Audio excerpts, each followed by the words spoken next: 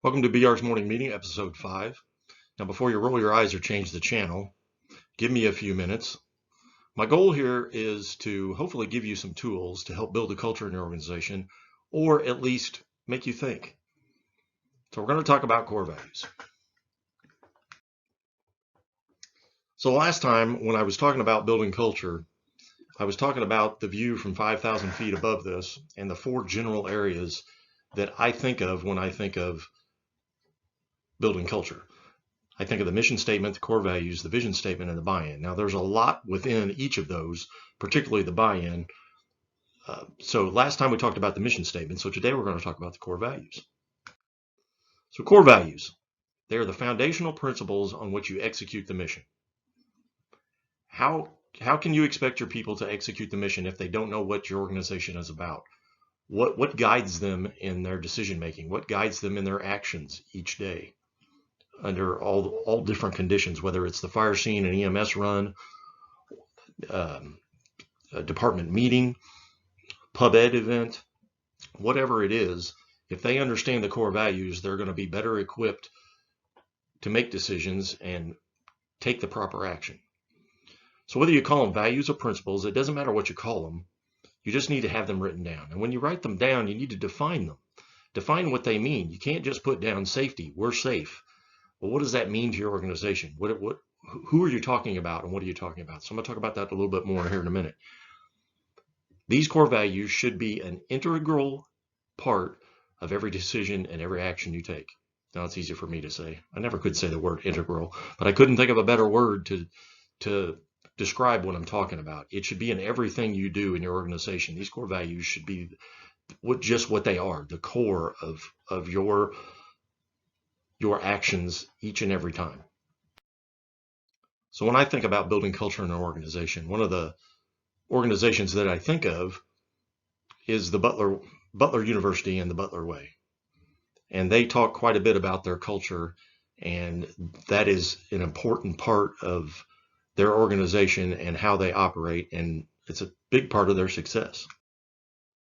So when you talk about defining or describing the core values and how they relate to the organization, Butler is very specific in the way the Butler Athletic Program is very specific in the way they go about it. They've put a lot of detail in here. So their core values are trustworthiness, respect, responsibility, fairness, caring, and citizenship.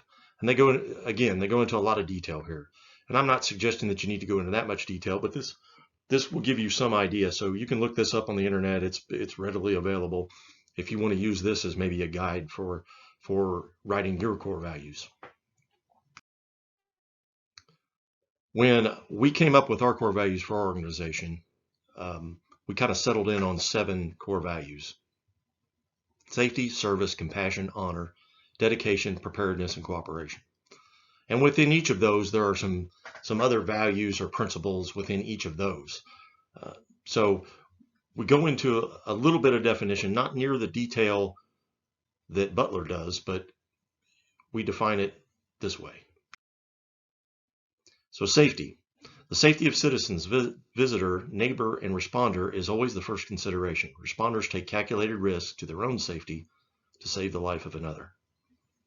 So we're defining who are we talking about when we're talking about safety. And then we talk about what we're going to do if someone's life were to be in danger. Service. The citizen, visitor, and neighbor are customer. The citizen, visitor, and neighbor are the customer. Customers are treated with respect and the dignity they deserve. So we're talking about what service really means to our organization. We view our citizens and our neighbors and the visitors, we view them as customers. And we'll talk more about customer service in another episode. Compassion. Members are mindful that many times the customer called us on their worst day. Members will be sympathetic to the customer who called them for help. So again, we're defining what compassion means when it comes to our organization. Honor. Now this is one that has some principles or core values or some values underneath the major core value. So members perform duties of the mission with integrity, honesty, and fairness without expectation of glory, doing the right thing even when no one is watching. Dedication. There is an unwavering commitment to the faithful execution of all the duties of the mission. If you're not committed to what we're doing, if you're not dedicated to the mission, then we don't want you as part of our organization. Preparedness. It is imperative that the constant state of readiness be maintained mentally and physically. Readiness is accomplished through training, education, physical fitness, and the care of our equipment. So we're not just talking about the physical, we're talking about the mental. And we're not just talking about the people, we're talking about our equipment. So we've got to be prepared. And then cooperation. Members recognize that the mission cannot be accomplished without the help of others. Members foster close working relationships with community organizations, all levels of government, and other public safety agencies. We've got to swallow our pride sometime and realize we can't do it all by ourselves. We need those elected officials. We need that town council member. We need that township trustee, and we need each other to help each other, our neighbors, in many large incidents, many situations that we can't handle. There isn't a community that I know of that has enough resources to handle everything that could possibly happen in their area. So I ask you, have you established your foundation? Do you have core values? Do you have principles that are well known by your members that they operate from? Do they have a foundation to make decisions and take the right action in those stressful times like this situation?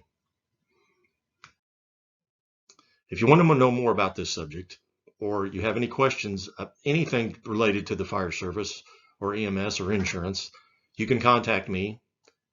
Here's my cell phone. You can call me, you can text me, or you can email me. I want to thank you for watching.